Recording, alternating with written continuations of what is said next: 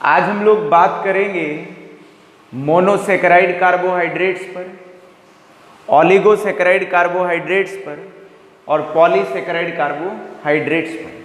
ये जो आज हम लोग टॉपिक पढ़ेंगे ये बड़ा इंपॉर्टेंट टॉपिक है केमिस्ट्री का, बायोमॉलिक्यूल्स नाम के चैप्टर का। यहाँ से बोर्ड में एक या दो क्वेश्चन पक्का है, तो देखते हैं मोनोसेकेराइड कार्बोहाइड्रेट्स क्या होते हैं। तो सबसे पहले हम लोग ले रहे हैं मोनोसेकेराइड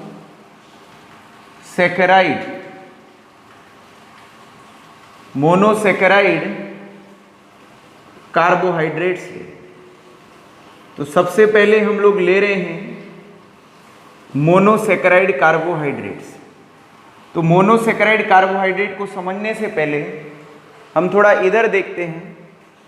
ये हम लोगों ने एक कंटेनर लिया है और इस कंटेनर के अंदर हम लोगों ने क्या भर दिया है? वाटर भर दिया। क्या भर दिया हम लोगों ने? वाटर भर दिया। तो एक कंटेनर है और इस कंटेनर के अंदर हम लोगों ने वाटर भर दिया। हम लोग एक मॉलिक्यूल डाल रहे हैं जो A8 यूनिट से बना है। तो हमने कंटेनर लिया और इस कंटेनर के अंदर हम लोगों ने वाटर भर दिया और हम इसके अंदर एक मॉलिक्यूल डाल रहे हैं जो मॉलिक्यूल 2 AA यूनिट से बना है। तो जैसे इसको पानी में डालेंगे तो पानी में डालने पर ये दो पार्ट में टूट जाएगा। A अलग होगा और दूसरा A भी क्या होगा? अलग होगा। क्यों होगा? क्योंकि पानी में डालने पर जो AA के बीच में बॉन्ड है वो क्या हो जाएगा? टूट जाएगा, या कहें कि AA के बीच में जो बॉन्ड है वो डिसोसिएट हो जाएगा। और जैसे ही बॉन्ड डिसोसिएट होने पर तो हम लोगों को मिलेंगी दो स्मॉलेस्ट या दो स्मॉलर क्या मिलेगी? यूनिट मिलेगी। तो यदि हम कहें कि भाई हम लोगों ने AA नाम के मॉलिक्यूल को पानी में डाला है, तो पानी में डालने पर कितनी स्मॉलेस्ट यूनिट मिली? 2 मिली है। एक ये रही और एक ये रही। अब कहें हम कि 2 ही क्यों मिली है, 3 4 क्यों नहीं मिली? क्योंकि ये सिर्फ 2 ही स्मॉलेस्ट यूनिट से बना है। A से बना है और दूसरी A से बना है। तो पानी में डालने पर हमें 2 स्मॉलेस्ट यूनिट मिल गई है। हम एक अनदर कंटेनर ले रहे हैं और इस अनदर कंटेनर में हम फिर पानी भर देते हैं। तो इसके अंदर हम लोगों ने पानी भर दिया, तो इसमें वाटर भर दिया हम लोगों ने। अब जैसे इसके अंदर वाटर भरा तो हम इसके अंदर एक मॉलिक्यूल डाल रहे हैं या कहें कि कंपाउंड डाल रहे हैं, और इस मॉलिक्यूल के अंदर जो A है वो N टाइम्स का मतलब है कि जो A है वो लार्ज नंबर में। हमें नहीं पता कि A कितनी है, इसमें 10 है या 20 है या 50 है, 100 है, 1000 2000 कितनी है, नहीं पता है। तो जैसे ही हम इसको पानी में डालेंगे तो हमें लार्ज नंबर में क्या मिलेंगी? A मिलेंगी। तो हम नहीं कह सकते कि कितनी मिलेंगी। क्यों? क्योंकि यहाँ पर A जो है वो N टाइम्स है। तो हम कहेंगे कि इसको मॉलिक्यूल को पानी में डालने पर हमें लार्ज नंबर में क्या मिल रही है? स्मॉलेस्ट यूनिट मिल रही है। तो यहाँ पर हमें क्या प्राप्त हुआ है? लार्ज नंबर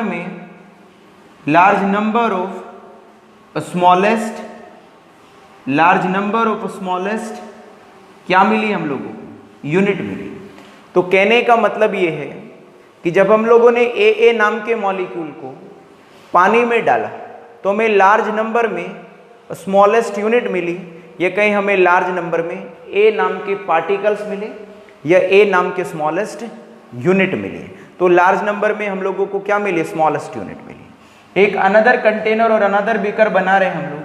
ये एक अनदर बीकर है और इस बीकर के अंदर भी हम लोग क्या भर देते हैं? पानी भर देते। तो वाटर भर दिया हम लोगों ने। तो इसके अंदर भी हम लोगों ने वाटर भर दिया। तो ये वाटर हो गया। अब हम लोगों ने इसके अंदर एक मॉलिक्यूल डाला और ये मॉलिक्यूल हम लोगों ने डाला पानी के अंदर। ये सिर्फ A से ही बना है, तो इसको पानी में डाल दिया। तो पानी में डालने पर not get any smallest unit.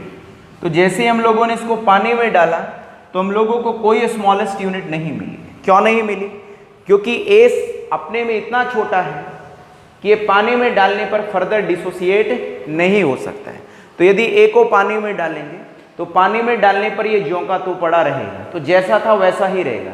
तो कहने का मतलब है कि ये फर्दर डिसोसिएट नहीं होगा। तो एक बार देखते हैं, इसकी मदद से हम इस टॉपिक को समझेंगे। इस मॉलिक्यूल को पानी में डालने पर हमें 2 स्मॉलेस्ट यूनिट मिली, इसको पानी में डालने पर हमें लार्ज नंबर में स्मॉलेस्ट यूनिट मिली, और इसको ए को पानी में डालने पर या ए नाम के मॉलिक्यूल को पानी में डालने पर हमें कोई फर्दर स्मॉलेस्ट यूनिट नहीं मिली है। क्यों नहीं मिली है? क्योंकि ए अपने में इतना छोटा है कि अब ये फर्दर डिसोसिएट नहीं हो सकता है। आइएगा अब हम लोग मोनोसेकेराइड के ऊपर आ रहे हैं। तो मोनोसेकेराइड क्या होता है? तो सिंपल बोले कि these are the carbohydrates, these are the carbohydrates,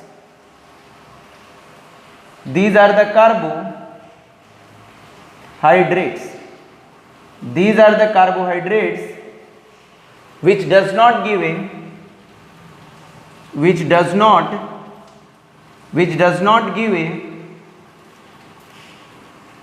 not give a further smallest unit on hydrolysis. ठीक है, समझिएगा क्या कह रहा हूं। मैंने बोला भाई ये वो कार्बोहाइड्रेट हैं जो पानी में डालने पर आपको कोई फर्दर स्मॉलेस्ट यूनिट नहीं देंगे। तो कहने का मतलब है कि इन कार्बोहाइड्रेट को यदि आप पानी में डालोगे तो ये पानी में डालने पर जैसे थे वैसे के वैसे ही पड़े रहेंगे। तो मैंने लिखा कि दीज आर द कार्बोहाइड्रेट्स, ये वो कार्बोहाइड्रेट्स हैं which does not give a further smallest unit, कि ये कोई भी आगे या कोई भी फर्दर स्मॉलेस्ट यूनिट नहीं देते हैं हाइड्रोलिसिस करने पर। हाइड्रोलिसिस का मतलब है पानी में डालने पर या कहीं पानी के साथ रिएक्शन करने पर होता है। तो जैसा आप इनको पानी में डालेंगे तो ये जो के तो पड़े रहेंगे। तो इसका एग्जाम्पल जो है, या आप ऐसा भी कह सकते हैं, मोनो का मतलब होता है एक, या ऐसा भी कह सकते हैं कि ये वो कार्बोहाइड्रेट हैं जो पानी में डालने पर आप लोगों को एक स्मॉलेस्ट क्या देते हैं, यूनिट देते हैं। तो एक का तो मतलब कुछ होता नहीं है, एक का तो मतलब यही होता है कि जैसा है वो पानी के अंदर वैसा ही पड़ा रहेगा। तो सिंपल भाषा में ये है कि ये वो कार्बोहाइड्रेट हैं जो पानी में डालने पर आपको कोई फर्दर स्मॉलेस्ट यूनिट नहीं देते हैं। ऐसे कार्बोहाइड्रेट को हम विज्ञान में कहते हैं मोनोसेकेराइड कार्बोहाइड्रेट्स कहते हैं। इसका जो एग्जाम्पल है, इसका जो उदाहरण है वो है ग्लूकोज। कौन है? ग्लूकोज है, और ग्लूकोज का फॉर्मूला होता है C6H12O6। और दूसरा कौन है? फ्रक्टोज है, और फ्रक्टोज का फॉर्मूला होता है C6H12O6 होता है। तो ग्लूकोज का भी फॉर्मूला यही होता है और फ्रक्टोज का भी फॉर्मूला यही होता है। तो ग्लूकोज का भी C6H12O6 ही होता है और फ्रक्टोज का भी फॉर्मूला C6H12O6 ही होता है। तो ग्लूकोज और जो फ्रक्टोज है ये मोनोसेकेराइड कार्बोहाइड्रेट है। इसका मतलब ये है यदि ग्लूकोज को पानी में डालेंगे और फ्रक्टोज को पानी में डालेंगे तो पानी में डालने पर ये कोई भी आपको फर्दर स्मॉलेस्ट यूनिट नहीं देंगे। इसका मतलब ये है कि यदि आपने ग्लूकोज को पानी में डाल दिया और फ्रक्टोज को पानी में डाल दिया तो जैसा आप इनको पानी में डालेंगे जो के तो ही पड़े रहेंगे। कहने का मतलब है कि ये फर्दर डिसोसिएट नहीं होंगे, ये फर्दर टूटेंगे नहीं। अब कहेंगे कि दोनों का मॉलिक्यूलर फॉर्मूला सेम है। अब देखिए फॉर्मूला तो दोनों का सेम है, बट दोनों का स्ट्रक्चर और दोनों में फंक्शनल ग्रुप अलग होता है। ग्लूकोज का स्ट्रक्चर अलग होता है और फ्रक्टोज का भी स्ट्रक्चर अलग होता है। इन दोनों में फंक्शनल ग्रुप भी अलग अलग होते हैं। तो यदि हम लोग कहें ग्लूकोज हैविंग ए, तो glucose having a aldehyde, glucose having a aldehyde functional group होता है। तो याद रखना कि ग्लूकोज के अंदर कौन सा फंक्शनल ग्रुप होता है? एल्डिहाइड का होता है। तो कई बार पूछ लेता है कि विच functional group is present in the glucose, होता है कि कौन सा फंक्शनल ग्रुप प्रेजेंट है ग्लूकोज के अंदर। तो मैंने लिखा कि glucose having a aldehyde functional group होता है। तो ग्लूकोज के अंदर कौन सा फंक्शनल ग्रुप होता है? एल्डिहाइड का। जबकि फ्रक्टोज जो होता है, fructose having a fructose having a ketone, fructose having a ketone functional group होते हैं। जबकि जो फ्रक्टोज है उसके अंदर कौन सा फंक्शनल ग्रुप होता है? कीटोन का होता है। तो कौन सा होता है? कीटोन का। तो याद रखना कि भाई जो एल्डिहाइड है, तो एल्डिहाइड के अंदर जो फंक्शनल ग्रुप है, सॉरी जो ग्लूकोज है, ग्लूकोज के अंदर जो फंक्शनल ग्रुप है वो एल्डिहाइड का है, और जो फ्रक्टोज है उसके अंदर जो फंक्शनल ग्रुप है वो किसका है? कीटोन का है। तो यदि हम ऐसा लिखें कि ये हमारे पास ग्लूकोज है और या कहीं कि कौन है? फ्रक्टोज। तो ग्लूकोज है या फ्रक्टोज है, तो यदि हम इन्हें किस में डालते हैं? पानी में डालते हैं। और यहाँ पानी में डालने को हम लोग क्या कह रहे हैं? हाइड्रोलाइसिस कह रहे हैं। कि यदि ग्लूकोज और फ्रक्टोज को हम पानी में डालें तो पानी में डालने पर हम लोगों को not get any further smallest unit होते हैं। तो मतलब कहेंगे कि not get any further, not get any further smallest, not get any further smallest unit होते हैं। तो यदि आप लोग ग्लूकोज को या फ्रक्टोज को पानी में डालते हैं तो पानी में डालने पर या हाइड्रोलाइज करने पर या कहीं कि वाटर के साथ रिएक्शन करने पर आपको कोई भी फर्दर स्मॉलेस्ट यूनिट नहीं देते हैं। इसका मतलब ये है कि जैसे ही आप ग्लूकोज को पानी में डालेंगे तो ग्लूकोज पानी के अंदर जो का तो पड़ा रहेगा, फ्रक्टोज को भी पानी में डालेंगे तो फ्रक्टोज भी पानी के अंदर जो का तो पड़ा रहेगा और ये फर्दर डिसोसिएट नहीं होगा। देखिए फ्रक्टोज जो होता है वो ग्लूकोज से थोड़ा मीठा ज़्यादा होता है, और जबकि ग्लूकोज जो होता है वो फ्रक्टोज के कंपैरिजन पे थोड़ा कम मीठा होता है। दोनों ही आप लोगों को मेडिकल स्टोर से उपलब्ध हो जाएंगे, ग्लूकोज भी उपलब्ध हो जाएगा और फ्रक्टोज भी क्या हो जाएगा? उपलब्ध हो जाएगा। तो इसी के साथ साथ हम लोग मोनोसैकेराइड जो था वो हमारा क्या होता है? कंप्लीट होता है। तो बहुत बार पूछ लेते हैं कि भाई मोनोसैकेराइड क्या होते हैं, तो अब कहना कि ये वो कार्बोहाइड्रेट होते हैं जो पानी में डालने पर हमें कोई भी फर्दर स्मॉलेस्ट यूनिट नहीं देते। ये ऐसा कहें कि ये वो कार्बोहाइड्रेट है जो पानी में डालने पर हम लोगों को या पानी में डालने पर ये फर्दर डिसोसिएट नहीं होते हैं। अब हम लोग दूसरा देख रहे हैं, नेक्स्ट देख रहे हैं जिसका नाम है ओलिगोसैकेराइड। कौन है बोलिएगा? ओलिगोसैकेराइड। अब बताइए जो इन तीनों में से ये 3 कंटेनर है आप लोगों के पास, तो 3 कंटेनर है। अब 3 कंटेनर में से मुझे बताओ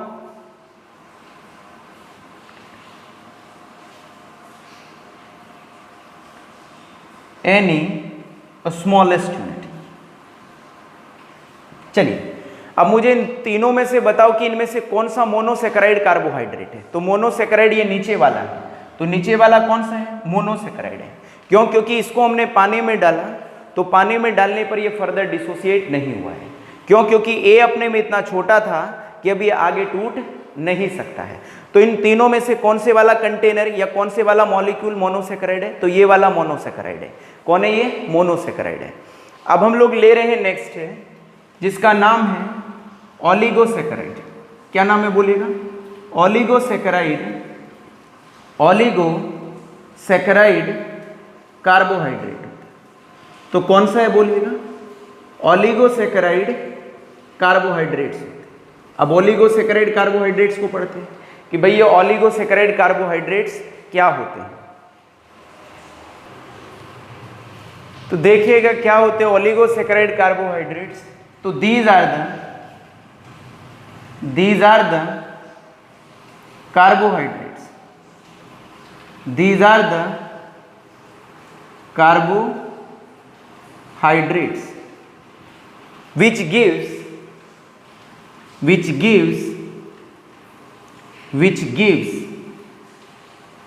2 से लगा के which gives 2 to 10 smallest units on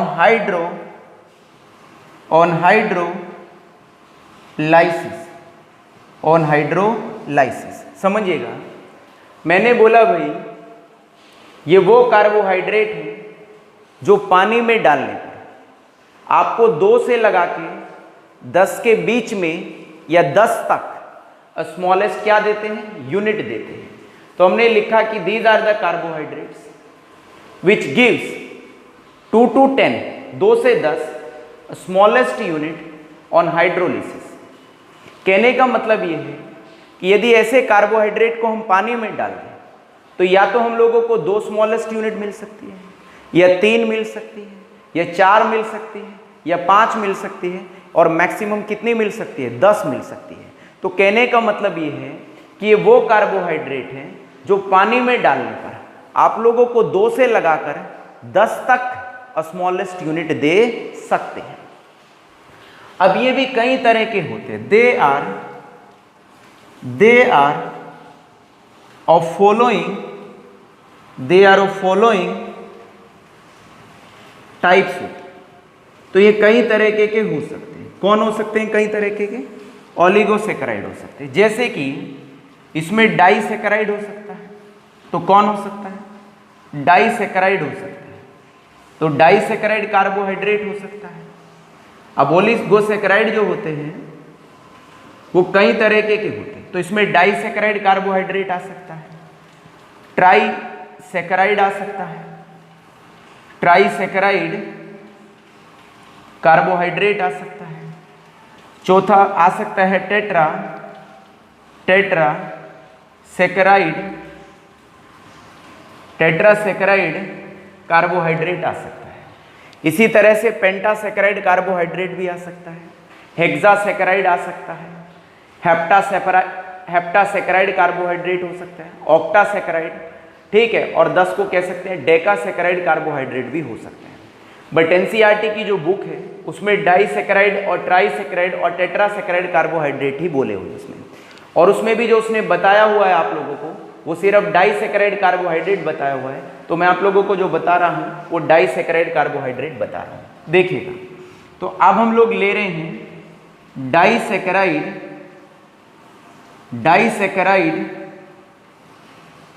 carbohydrates ले।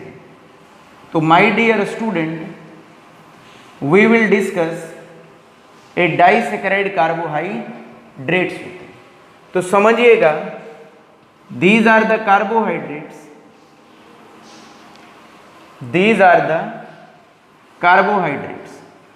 तो these are the carbohydrates which gives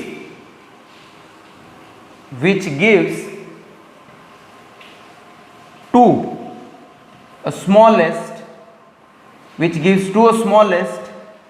units, which give 2 smallest units on hydrolysis। देखिए, तो डाइसेकेराइड कार्बोहाइड्रेट क्या होते हैं?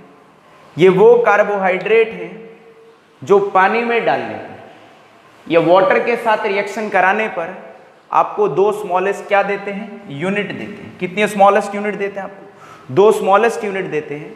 ऐसे कार्बोहाइड्रेट को हम केमिस्ट्री में या विज्ञान में कहते हैं डाइसेकेराइड कार्बोहाइड्रेट्स कहते हैं। तो क्या कहते हैं बोलिएगा? डाइसेकेराइड कार्बोहाइड्रेट्स है। अच्छा, ये 3 हम लोगों ने फिगर बनाई है, तो बताइए इनमें से कौन सा डाइसेकेराइड कार्बोहाइड्रेट है? तो ये वाला है, क्योंकि यदि हम इसको पानी में डाला, इस मॉलिक्यूल को पानी में डाला, तो पानी में डालने पर इसने कितने स्मॉलेस्ट यूनिट दी? 2 स्मॉलेस्ट यूनिट दी। और वो कार्बोहाइड्रेट जो पानी में डालने पर आपको 2 स्मॉलर यूनिट दे या 2 स्मॉलेस्ट यूनिट दे, ऐसे कार्बोहाइड्रेट को केमिस्ट्री कहती है डाइसेकेराइड कार्बोहाइड्रेट्स कहती है। हमने यहाँ पर यही लिखा है कि ये वो कार्बोहाइड्रेट हैं जो पानी में डालने पर हम लोगों को 2 स्मॉलेस्ट क्या देते हैं? यूनिट देते हैं। इसका जो एग्जाम्पल है उसको देखते हैं। क्या है इसका एग्जाम्पल? तो इसका जो एग्जाम्पल है वो एक तो सुक्रोज है। कौन है बोलिएगा? एक तो सुक्रोज है, दूसरा कौन है? माल्टोज है, और नेक्स्ट कौन है? लैक्टोज है। तो एनसीईआरटी में तो ये 3 ही एग्जाम्पल दे रखे, ऐसे तो बहुत होते हैं। तो सुक्रोज इसका एग्जाम्पल है, माल्टोज इसका एग्जाम्पल है, और लैक्टोज इसका एग्जाम्पल है। अब समझते हैं हम लोग, सुक्रोज से समझते हैं। देखिएगा, यदि आप लोग सुक्रोज को हाइड्रोलाइज करते हैं, क्या करते हैं? हाइड्रोलाइज करते हैं, या कहें कि सुक्रोज को पानी में डालते हैं। सुक्रोज का फॉर्मूला होता है C12H22O11। सुक्रोज का दूसरा नाम होता है केन शुगर होते हैं। क्या नाम होता है? केन शुगर होते हैं। इसी को हम लोग गन्ने की चीनी कहते हैं। क्या कहते हैं? गन्ने की चीनी कहते हैं। तो केन शुगर है। तो सुक्रोज है, सुक्रोज का फॉर्मूला है C12H22O11 है। और सुक्रोज का दूसरा नाम क्या है? केन शुगर है। तो इसको पानी में डाला, हाइड्रोलाइज करा। तो हाइड्रोलाइज करने पर 1 यूनिट तो आप लोगों को ग्लूकोज की मिलती है और 1 यूनिट आप लोगों को किसकी मिलती है? फ्रक्टोज की मिलती है। और आपको पता है ग्लूकोज का फॉर्मूला क्या होता है? C6H12O6 होता है। और फ्रक्टोज का भी फॉर्मूला क्या होता है? C6H12O6 होता है। तो कहने का मतलब ये है कि यदि हम सुक्रोज को पानी में डालेंगे तो पानी में डालने पर सुक्रोज हमें 2 स्मॉलेस्ट यूनिट देगा। एक स्मॉलेस्ट यूनिट ग्लूकोज की होगी और दूसरी स्मॉलेस्ट यूनिट किसकी होगी? फ्रक्टोज की होगी। तो पानी में डाला 2 स्मॉलेस्ट यूनिट मिले, एक तो ग्लूकोज मिला और दूसरा क्या मिला है? फ्रक्टोज मिला है। तो पेपर में ये बहुत बार आता है, एमसीक्यू में भी आता है कि what is the hydrolysis product, what is the hydrolysis product of sucrose होते हैं कि सुक्रोज का हाइड्रोलिसिस प्रोडक्ट क्या होता है। तो सुक्रोज का जो हाइड्रोलिसिस प्रोडक्ट है वो ग्लूकोज और कौन है? फ्रक्टोज है। कौन है? ग्लूकोज और फ्रक्टोज होते हैं। अब हम आगे चलते हैं और यहाँ पर तो जगह नहीं रही है तो हम थोड़ा ऊपर लिख लेते हैं। अब नेक्स्ट को देखते हैं। अब आते हैं हम लोग माल्टोज पर आते हैं। किसके ऊपर आते हैं?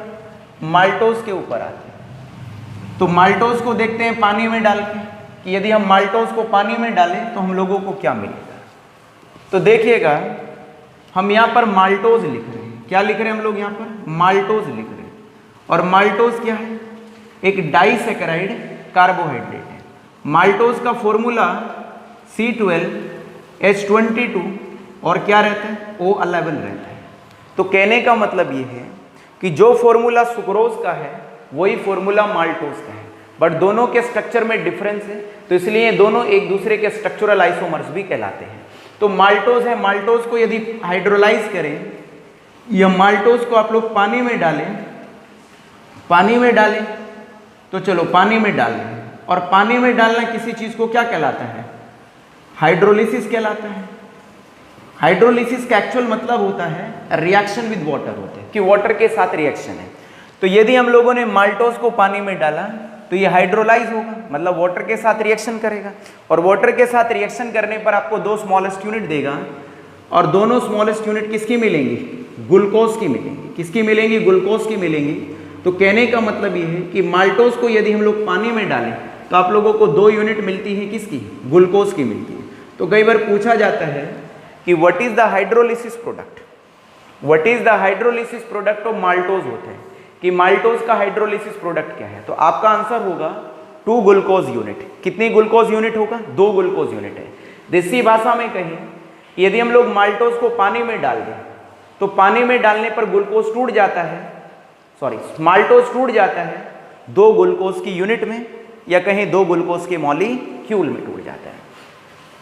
अब इसी तरह से हम लोग लैक्टोज पे आते हैं। तो लैक्टोज भी एक शुगर है और इसका फॉर्मूला भी C12H22 और O कितना रहता है? 11 रहता है। और लैक्टोज जो है ये भी एक डाइसैकेराइड कार्बोहाइड्रेट है। तो लैक्टोज को पानी में डालना और पानी में डालना किसी भी चीज़ को क्या कहलाता है? हाइड्रोलिसिस कहलाता है।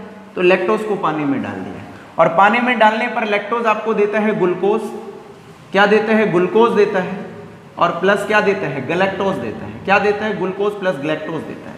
ये बोर्ड और पेपर में बहुत ज़्यादा आता है कि what is the hydrolysis product of lactose होते हैं कि लैक्टोज का हाइड्रोलिसिस प्रोडक्ट क्या होते हैं। तो लैक्टोज का हाइड्रोलिसिस प्रोडक्ट होते हैं ग्लूकोज एंड गैलेक्टोज होते हैं। ग्लूकोज और गैलेक्टोज दोनों का मॉलिक्यूलर फॉर्मूला सेम रहता है बट दोनों के स्ट्रक्चर में क्या रहता है? फर्क रहता है, O6 होता है। तो जो ग्लूकोज है और गैलेक्टोज है दोनों का मॉलिक्यूलर फॉर्मूला सेम है बट दोनों का स्ट्रक्चर डिफर होता है। अब लैक्टोज बताता हूँ कहाँ होती है। ये लैक्टोज एक शुगर है और ये मिल्क में पाई जाती है, दूध में पाई जाती है। तो जो बच्चा अपनी माँ का दूध पीता है तो उस दूध में उस बच्चे को मिठास मालूम पड़ता है, मिठास लगती है। तो वो जो मिठास है वो किसकी वजह से है? लैक्टोज की वजह से है। और ये लैक्टोज किसने पैदा करा है दूध में? ईश्वर ने पैदा करा है, प्रकृति ने पैदा करा है। तो ऐसे ही आप लोग गाय भैंस का दूध पीते हैं तो उसमें भी हल्का सा एक मिठास होता है, तो वो मिठास लैक्टोज की वजह से ही होता है। और लैक्टोज जो टूटता है वो ग्लूकोज और किस में टूटता है, गैलेक्टोज में टूटता है। तो डाइसैकेराइड तो आपको समझ आ गई, क्योंकि 12th के सिलेबस में डाइसैकेराइड कार्बोहाइड्रेट्स ही है। बट यदि आप ट्राइसैकेराइड के संबंध में सुनेंगे तो ट्राइसैकेराइड वो कार्बोहाइड्रेट है जो पानी में डालने पर आपको 3 स्मॉलेस्ट यूनिट देते हैं, और टेट्रासैकेराइड वो कार्बोहाइड्रेट है जो पानी में डालने पर आप लोगों को 4 स्मॉलेस्ट क्या देंगे, यूनिट देंगे। कितने स्मॉलेस्ट यूनिट देंगे, 4 स्मॉलेस्ट यूनिट देंगे। इसके बाद हम लोग नेक्स्ट कार्बोहाइड्रेट के ऊपर आते हैं, जिस कार्बोहाइड्रेट का नाम है पॉलीसैकेराइड कार्बोहाइड्रेट है। क्या है बोलेगा बच्चों, पॉलीसैकेराइड कार्बोहाइड्रेट है। तो पॉलीसैकेराइड कार्बोहाइड्रेट को हम लोग समझते हैं। तो अब हम लोग पॉलीसैकेराइड के संबंध में पढ़ते हैं। तो जो थर्ड है उसका नाम है पॉलीसैकेराइड कार्बोहाइड्रेट्स। तो देखिएगा पॉलीसैकेराइड कार्बोहाइड्रेट्स क्या होता है। These are the carbohydrates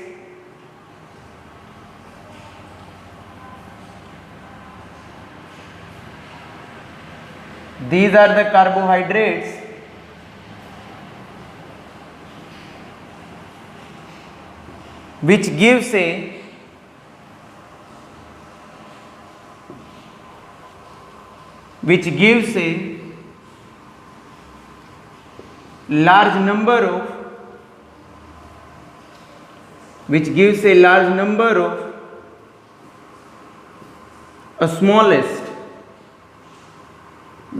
a large number of smallest unit on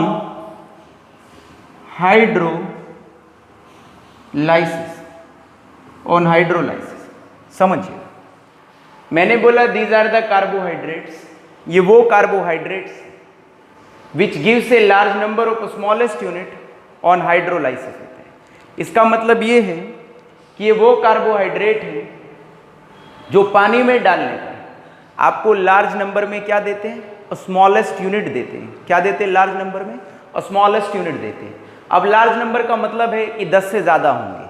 अब ये तो कोई कांस्टेंट नहीं है कि 11 होंगी, 12 होंगी, 15, तो कितनी भी दे सकते हैं, मतलब 10 से ज़्यादा होगी।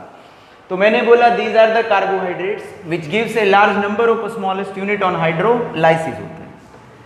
इसका जो एग्जाम्पल है पॉलीसैकेराइड कार्बोहाइड्रेट का, वो देखिएगा कौन कौन होते हैं। एक तो इसका एग्जाम्पल है स्टार्च। जो स्टार्च होते हैं वो गेहूं के अंदर होता है, व्हीट के अंदर, बाजरे के अंदर होता है, मक्के के अंदर होता है, चावलों के अंदर होता है, आलू के अंदर स्टार्च बहुत ज़्यादा होता है। तो स्टार्च है। दूसरा कौन है, सेलुलोज है, सेलुलोज है, तो सेलुलोज है। और कौन है, ग्लाइकोजन। कौन है, ग्लाइकोजन, तो ग्लाइकोजन। तो स्टार्च तो पता है तुम लोगों को।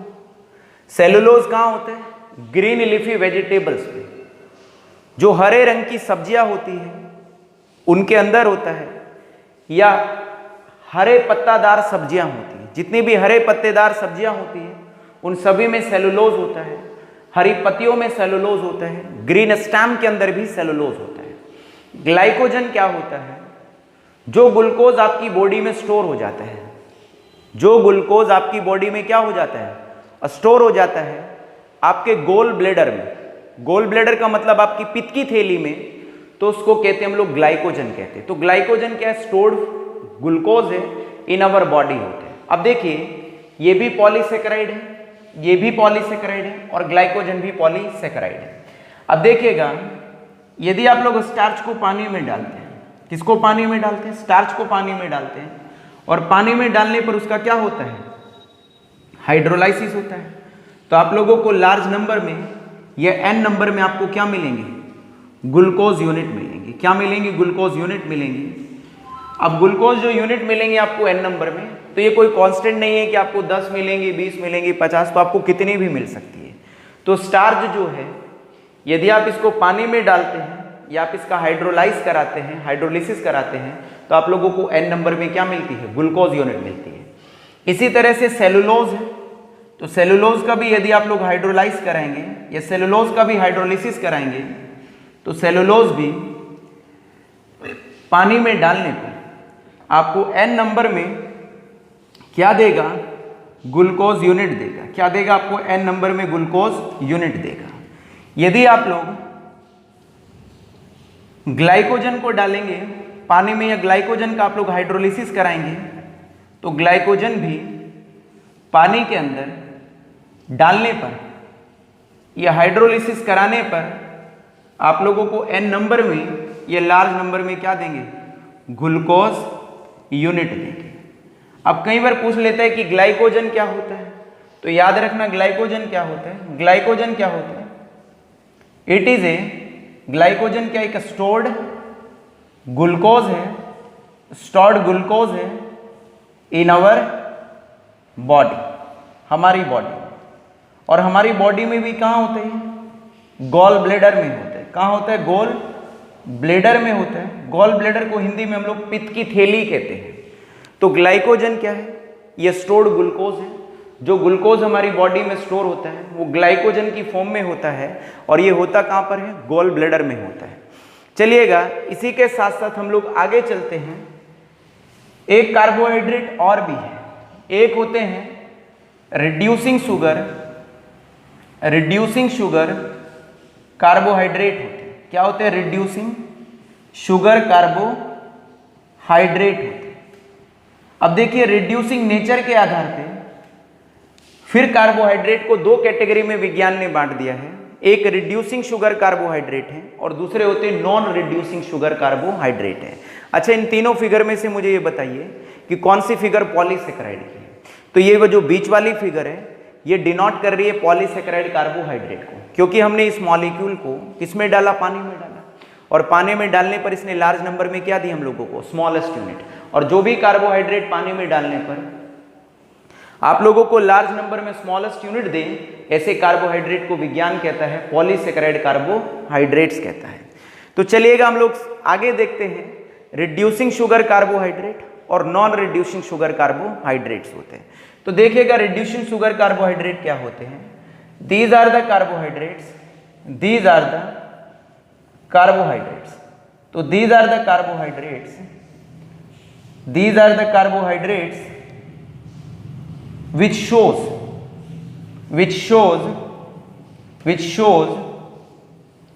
failing solution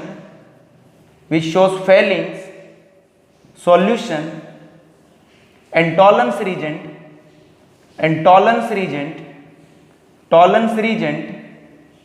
टेस्ट होते हैं। समझिएगा क्या है, सुनिएगा। अच्छा, यहां पर एक पॉइंट और डाल दीजिएगा कि जितने भी पॉलीसेकेराइड कार्बोहाइड्रेट होते हैं वो क्या होते हैं? नॉट स्वीट इन क्या होते हैं? टेस्ट होते हैं। ये बकबके टेस्ट के होते हैं, इनका टेस्ट मीठा नहीं होता है। तो कहने का मतलब ये है कि जितने भी पॉलीसेकेराइड कार्बोहाइड्रेट होते हैं they are not in sweet in taste होते हैं। तो इनका जो टेस्ट होता है पॉलीसेकेराइड कार्बोहाइड्रेट का वो मीठा नहीं होता, स्वीट इन टेस्ट नहीं होते। या तो इनमें थोड़ा कड़वाहटपन होता है या इनमें थोड़ा बकबकापन होता है। जबकि मोनोसेकेराइड जो होते हैं और डाइसेकेराइड या ओलिगोसेकेराइड कार्बोहाइड्रेट होते हैं वो मोस्टली स्वीट इन क्या होते हैं? टेस्ट होते हैं, वो मोस्टली मीठे होते हैं। चलिए अब इधर आ जाते हैं। तो रिड्यूसिंग शुगर कार्बोहाइड्रेट क्या होते हैं? मैंने बोला दीज आर द कार्बोहाइड्रेट्स, ये वो कार्बोहाइड्रेट है which shows Fehling solution test and tolerance reagent test होते हैं। तो ये वो कार्बोहाइड्रेट है जो फेलिंग सॉल्यूशन टेस्ट को शो करते हैं और टॉलरेंस रीजन टेस्ट को शो करते हैं। अब कहेंगे कि सर फेलिंग सॉल्यूशन टेस्ट क्या होता है? ये फेलिंग सॉल्यूशन टेस्ट और टॉलरेंस रीजन जो टेस्ट है ये आप लोग ऑर्गेनिक में पढ़ेंगे, aldehyde, ketone and carboxylic acid नाम के चैप्टर में। अब क्या है फेलिंग सॉल्यूशन टेस्ट और टॉलरेंस रीजन टेस्ट है? फेलिंग सॉल्यूशन टेस्ट और जो टॉलरेंस रीजन टेस्ट है इसको सिर्फ एल्डिहाइड शो करते हैं। कौन शो करते हैं?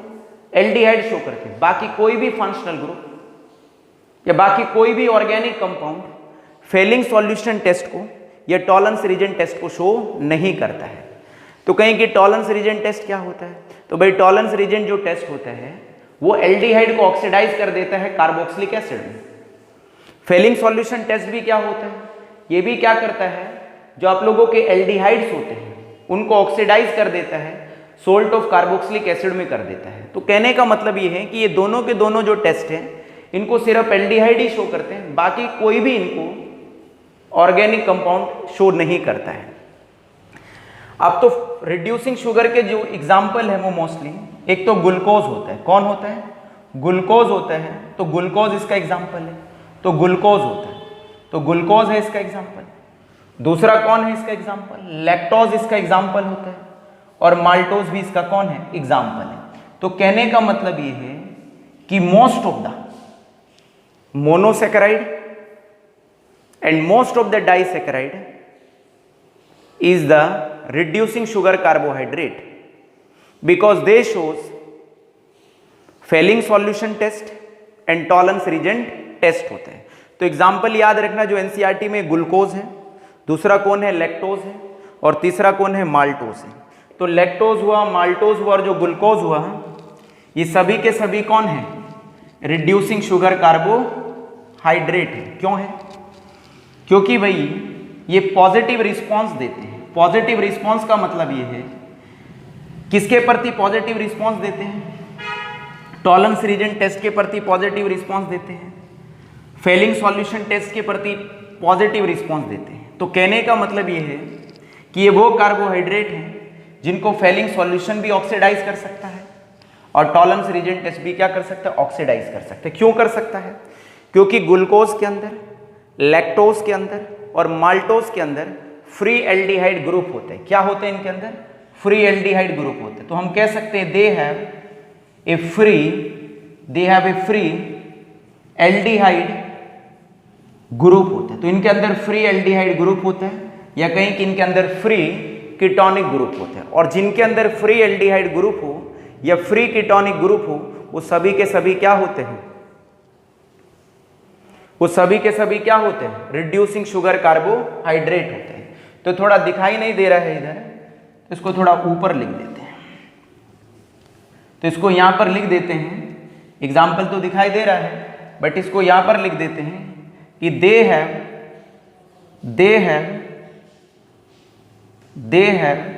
ए फ्री एल्डिहाइड ग्रुप होते हैं। तो इनके पास फ्री एल्डिहाइड ग्रुप होता है, जिस वजह से दोनों टेस्ट को क्या कर देते हैं, शो कर देते हैं। और जो भी फेलिंग सॉल्यूशन टेस्ट को शो करे और टॉलरेंस रीजन टेस्ट को शो करे, वो सभी के सभी क्या होते हैं, वो सभी के सभी क्या होते हैं, रिड्यूसिंग शुगर कार्बोहाइड्रेट्स होते हैं।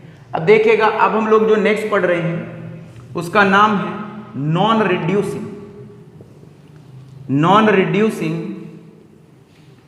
Sugar carbohydrate. क्या है बोलिएगा, नॉन रिड्यूसिंग शुगर कार्बोहाइड्रेट्स होते हैं।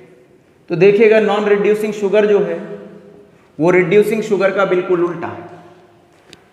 तो ये फेलिंग सॉल्यूशन टेस्ट और टॉलरेंस रीजन टेस्ट को शो कर रहे हैं, जबकि नॉन रिड्यूसिंग जो शुगर कार्बोहाइड्रेट हैं वो दोनों ही टेस्ट को शो नहीं करेंगे।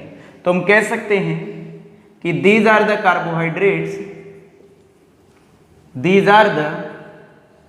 carbohydrates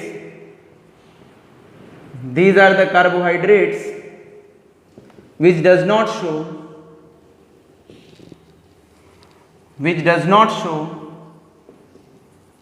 failing solution test,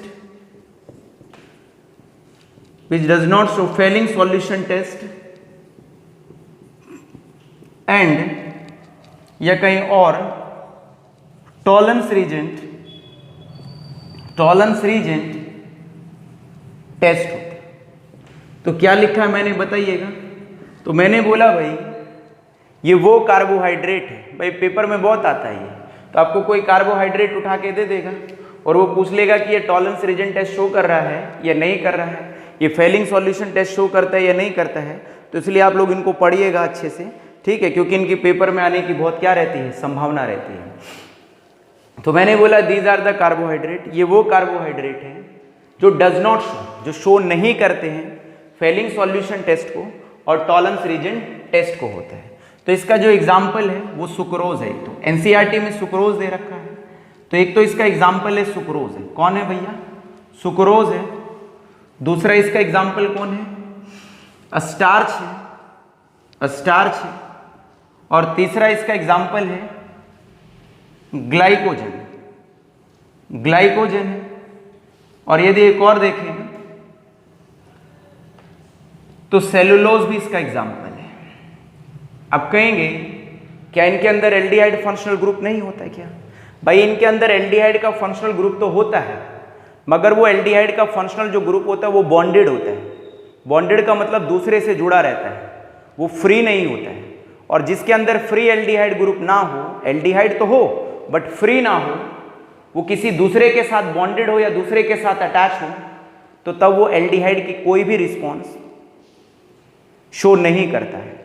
तो सुक्रोज है, स्टार्च है, ग्लूकोज है और सेलुलोज है, ये सब नॉन रिड्यूसिंग शुगर हैं, कार्बोहाइड्रेट हैं, क्योंकि ये कोई भी ना तो फेलिंग सॉल्यूशन टेस्ट करते हैं, शो करते हैं, और ना ही ये टॉलरेंस रीजन टेस्ट शो करते हैं। तो इसकी वजह ये होता है they